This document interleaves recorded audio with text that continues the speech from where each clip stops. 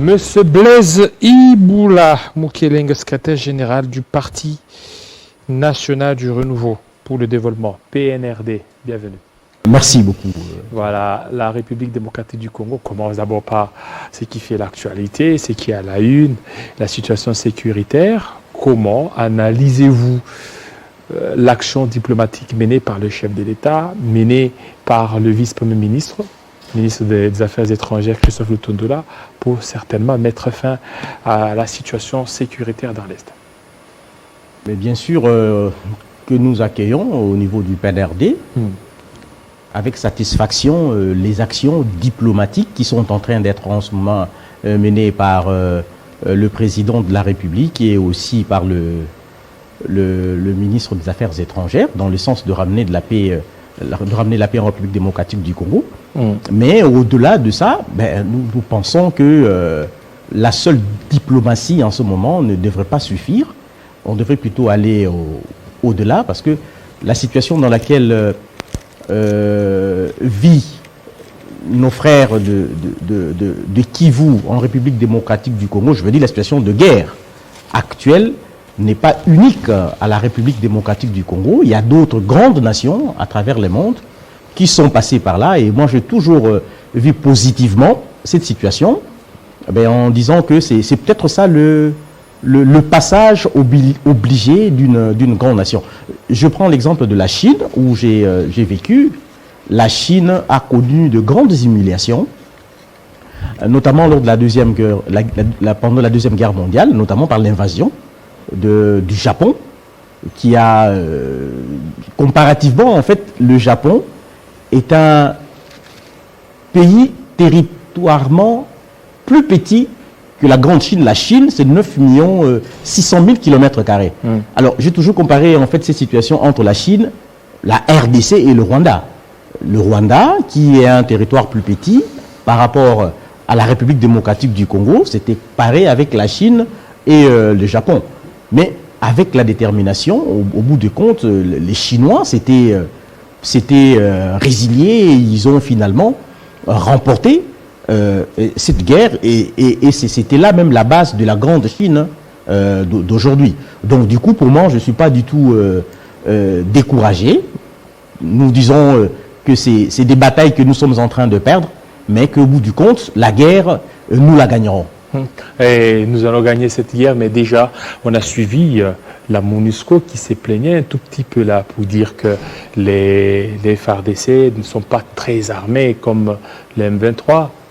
Est-ce que vous ne voyez pas qu'il y a déjà un scepticisme que la MONUSCO a voulu créer dans les têtes de plusieurs Congolais?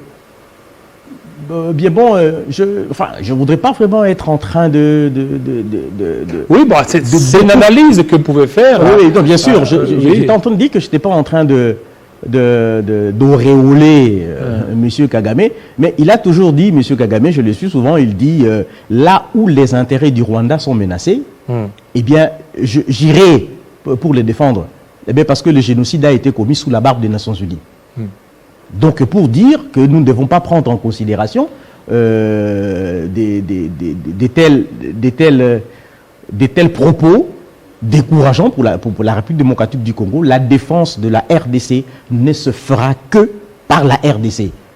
Les Nations Unies ne viendront pas parce que de toute façon, nous avons une grande expérience. Et l'appui ou l'aide de forces internationales, comme l'aide de la force régionale qui sera déployée incessamment, ça pourra apporter quelque chose? Non, moi, en tout cas, je pense que non. Donc je pense que non. Il faut réarmer notre armée. Le Congo doit se prendre... C'est pas seulement une question de l'armée. C'est une question de concept, c'est une question d'état d'esprit de tout Congolais. On ne doit pas abandonner cette situation à la seule armée. Tout Congolais doit prendre conscience de cette situation-là. Évidemment, parce que les forces viendront de ci ou de là, ils ne viendront pas mourir pour nous, rassurez-vous. Ils ne viendront pas mourir, ils auront de gros perdièmes et puis après ils vont se chercher à se protéger. C'est tout. Mais le Congo ne peut gagner que par le Congo, que par les Congolais. Et on ne doit pas faire le distinguo pour dire que l'armée congolaise. Non, c'est le Congo. Quand je parle du Congo, on parle des institutions, on parle de dirigeants, on parle du peuple congolais, on parle surtout de la jeunesse congolaise. Sur ce point, d'ailleurs, j'étais en train de penser que par moment, quand on invite la jeunesse congolaise à des marches pour soutenir le FARDC, moi j'ai toujours été effaré pour dire, en fait, mais qu'est-ce que tout ça, ça peut apporter? Il faut s'engager pour le Congo. Il faut y aller. Il faut y aller. Il n'y a pas d'autre moyen pour nous que de nous sacrifier. À vous entendre, vous parlez bien, il faut y aller. Comment d'abord est la santé de votre parti avant qu'on puisse évaluer? Le parti politique, le PNRD, du professeur Koutoumi Sakiota, je crois que se porte à merveille. Mais il est de moins en moins visible, moins en moins visible. Si. C'est quoi? C'est dû à quoi? Donc, on est là, on est sur terrain, dans l'implantation du parti. Nous allons. Ça fait combien de temps que ça existe? Le PNRD existe depuis 1991. Oui. Et vous savez, il y a des grands de ces pays qui sont sortis du PNRD, notamment le professeur Koutoumi, ça lui-même évidemment. Vous avez aussi d'autres qui sont partis du PNRD. Et nous sommes en train d'implanter, de faire un travail de terrain. Nous préparons évidemment pour vous êtes de l'Union sacrée 2023. Oui, nous sommes de l'Union sacrée. Vous avez signé dans le cadre du FPAU. FPAU, ok. Oui, nous sommes FPAU avec le cordon Laurent Batumona. Batumona, oui, c'est dans ce cadre-là que nous essayons de soutenir dans la mesure du possible, parce que nous sommes extra-parlementaires, et donc du coup, nous voyons dans les idées certaines propositions et initiatives que nous soumettons au président de la République, toujours dans le cadre... Et comment vous comptez vous préparer pour les élections de 2023? Nous sommes déjà en train de nous préparer. Vous êtes prêts? Pour les... prêts, je dirais peut-être pas, mais au moins nous sommes déjà à pied d'œuvre. Tous les moyens sont réunis pour vous lancer dans les processus électoraux. En tout cas, nous, au niveau du PNRD, nous sommes déjà à pied d'œuvre. C'est par des œuvres sur terrain, principalement. Et nous y sommes. Le professeur Koutoumissa lui-même, je crois qu'il sera... Est-ce que vous êtes seulement ici à Kinshasa ou dans d'autres... Non, nous ne sommes pas seulement à Kinshasa.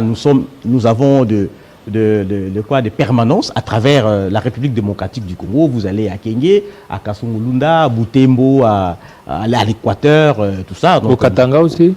Au Katanga, nous n'avons pas encore mis pied. Pourquoi? Parce que, écoutez, comme on vous a dit, on est un parti... Nous sommes extra-parlementaires, extra-institutions, donc c'est avec des moyens de bord, parce que tout ça, ça exige la permanence, il faut payer le permanent, ce qui fait tout ça. Donc, du coup, au niveau déjà des élections, au niveau national, il vous sera difficile de battre campagne, parce que déjà au niveau de Lumbashi, dans des grandes villes, vous êtes absent. Comment vous comptez battre campagne?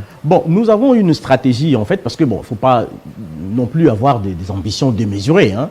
Il ne faut pas les avoir, il faut être honnête, être sûr de soi, plutôt que de vouloir se déployer partout pour rien avoir. Mais par contre, quand on se concentre là où on est fort, notamment dans la ville de Kinshasa, l'ex-province de Bandundu, l'ex-province de l'Équateur, également au niveau de Kivu, je crois que cette fois-ci, ça fera mouche, parce que nous participerons pour la 3e fois à ces élections. Hein. Donc, du coup, et c'est quoi le bilan? On a une certaine expérience de... Et c'est quoi votre bilan parmi les 3 fois que vous avez eu à participer au processus? Nous avons participé à 3 reprises. Vous avez eu combien de députés? Députés nationaux, on en a eu 3. À la première législature? Oui, c'était la première législature. Et deuxième, troisième? Deuxième législature, on en a eu 1. Troisième, par contre... c'était assez complexe avec c'est un échec alors pour le parti. C'est un échec donc. Donc la santé du parti n'est pas bonne alors? Non, pas forcément, parce que parce que 2-3 députés, un député pour ne rien avoir. C'est là des notes également, mais même de la qualité des élections. Hein. Oui, mais ça c'est tout le monde qui le dit. Oui, forcément. En fait, c'est tout le monde, peut-être souvent les perdants qui disent ça. Mais malgré la qualité, il y a eu des gens, il y a eu des partis qui ont raflé, qui ont eu des sièges, des postes. Oui, absolument, parce que vous savez, c'est un débat assez complexe, et nous ne voudrions pas trop remuer sur la plaie. Nous préférons plutôt nous préparer cette fois-ci en prenant toutes les dispositions possibles. Nous croyons fermement à la volonté du président actuel de la CENI, M. Dini Kadima, qui nous promet des élections. Il dit que non, il faut travailler et vous aurez les résultats. Donc du coup, nous travaillons et nous arrêtons de nous plaindre. On ne va pas être en train de pleurer, mais plutôt nous préparons en conséquence pour les prochaines échéances de 2023. Voilà Alors maintenant, comment examinez-vous la manière de gérer la guerre, cette situation par le gouvernement Samalou Condé, et aussi par le commandant suprême des forces armées, le chef de l'État. Bien, je pense que l'élément important, essentiel qu'il faut souligner, concernant particulièrement le chef de l'État, il a fait preuve d'une volonté de vouloir mettre un terme définitif à ces situations de guerre en République démocratique du Congo. Mais par contre, autour de lui, il existe beaucoup de pesanteurs liés à des intérêts, parce que vous savez, le Congo, moi j'ai toujours défini le Congo un peu comme un territoire où vous avez des lions, vous avez des hyènes, vous avez de renards. Donc du coup, eh bien, il faut savoir manœuvrer dans cet environnement-là. Mais cette volonté-là, elle est suffisante. Il a manifesté devant les institutions internationales, devant even le Rwanda, pour dire qu'il n'était pas d'accord avec tout ça. Et par la suite, il faudrait que par derrière, que l'organisation puisse suivre, la mobilisation. C'est peut-être que je demande qu'au président d'être beaucoup plus dans cette mobilisation populaire, à l'exemple de Mzee Laurent Désiré Kabila, qu'il avait fait en son temps. Il a dit, levons-nous, nous nous étions levés, et maintenant, le président de la République, ce qu'il fait, c'est déjà bien, et nous souhaiterons qu'il puisse faire davantage, surtout dans la mobilisation de notre jeunesse, pour qu'il puisse s'engager effectivement, parce que l'avenir de ce pays, aujourd'hui, on peut dire c'est la jeunesse. C'est la jeunesse. Moi, je dis non. L'avenir de ce pays, c'est ceux qui sont là en train de jouer pour l'avenir. C'est aussi simple que ça. Voilà, 62 ans après, la République démocratique du Congo est en train de reculer ou d'avancer? Je suis désolé de dire que l'autre fois, j'étais en fait en train de suivre attentivement le discours de Lumumba. De Lumumba, oui. Je me suis dit, s'il pouvait ressusciter aujourd'hui, vous croyez aux idéaux de Lumumba? Il tiendrait le même discours. Est-ce que vous croyez aux idéaux d'abord de Lumumba? Aux idéaux de Lumumba, vous y croyez? Bon, Lumumba, il a eu des idées dans un contexte donné. Hein, vous avez suivi Lumumba qui disait que nous étions en train on nous permettait pas de manger le macaroni, par exemple. C'était un contexte particulier. C'est pas le même contexte aujourd'hui, c'est pas le même combat. Mais par contre, la profondeur de son discours, de son vœu par rapport à la grandeur du Congo, de son vœu par rapport au développement du Congo, je pense que c'est ça des grands idéaux. Mais malheureusement, s'il ressuscitait aujourd'hui, comme j'ai dit tout à l'heure, il tiendrait le même discours, sauf que à la place de blanc, il dira gouvernement. C'est ce que je pense moi, parce que j'ai essayé de relire. C'est un discours qui n'a pas pris de ride. Est-ce qu'il y a une avancée depuis 62 ans et jusqu'à aujourd'hui? La seule chose qui a été préservée depuis 62 ans, je pense que c'est le Congo en un bloc. Mais pour tout le reste, je pense qu'il y a d'énormes soucis, ça il faut le reconnaître. Le Congo, un bloc, oui, ça au moins, je pense qu'à travers les différents régimes que nous avons connus, on a eu un effort. Mais je me dis également que si nous ne faisons pas attention, eh bien, peut-être lorsque nous fêterons le centenaire de l'indépendance de la République démocratique du Congo, peut-être ce Congo ne sera pas en un morceau, si nous ne faisons pas attention. Donc c'est pour cette raison-là, il est important que nous puissions tous être derrière le président de la République dans sa volonté de vouloir régler cette situation de l'Est, peu importe nos divergences, que nous puissions apporter notre pierre, et c'est de cette façon-là que nous léguerons un Congo meilleur pour nos enfants. Un Congo meilleur pour nos enfants. Le président Félix Tshisekedi, éligible pour le deuxième mandat, vous inscrivez sur cette ligne-là? Bon, bien sûr, moi je pense que c'est constitutionnel. C'est constitutionnel. Il a le droit de briguer un second mandat. Je pense malgré tout ce qu'il y a comme tableau sombre sur la situation économique du pays. La situation économique du pays sombre, les difficultés du pays, ça on le reconnaît, comme j'ai toujours dit, c'est la voie des grandes nations.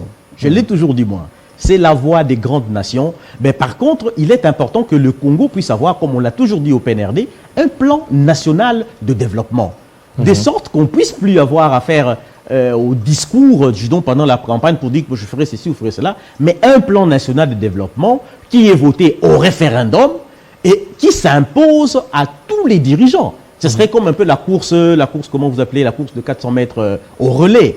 Vous faites votre part et le reste vous remettez à l'autre pour qu'il puisse continuer. Plutôt que de vouloir, n'est-ce pas, se limiter à un plan qui... voilà. Alors, pour terminer, M. Koutoumissa, qui est là, Le professeur Koutoumissa. voilà comment vous jugez sa gestion au sein du parti. Oh ben, le professeur Koutoumissa, pour nous, c'est un modèle. C'est un modèle. Il a remplacé qui? Le professeur Koutoumissa, pour nous, Non, vous devez vous souvenir que lorsque, en 2000, au moment de l'ouverture, vers les années 1990, nous étions de l'Union sacrée également, à l'époque, avec Étienne Tshisekedi, ou Moulumba. Il était question, figurez-vous, de présenter un candidat du PNRD au gouvernement d'Étienne Tshisekedi. Le président Koutoumissa ne s'était pas présenté. Il avait plutôt présenté le professeur Théophile Mbemba. C'est pour dire, c'est ça la grandeur d'esprit d'un homme d'État. Il s'est dit, eh bien, écoutez, nous sommes ensemble, nous travaillons ensemble, et c'est dans le même sens que nous, il nous pousse de l'avant pour que nous puissions toujours donner le meilleur de nous-mêmes. Pour ce Congo, que c'est seul Congo que nous avons. Merci. Merci beaucoup, surtout de votre passage. Voilà, merci. C'est moi qui vous remercie. Voilà, restez branchés tout à l'heure. On va parler cette fois-ci de la santé. C'est tout de suite.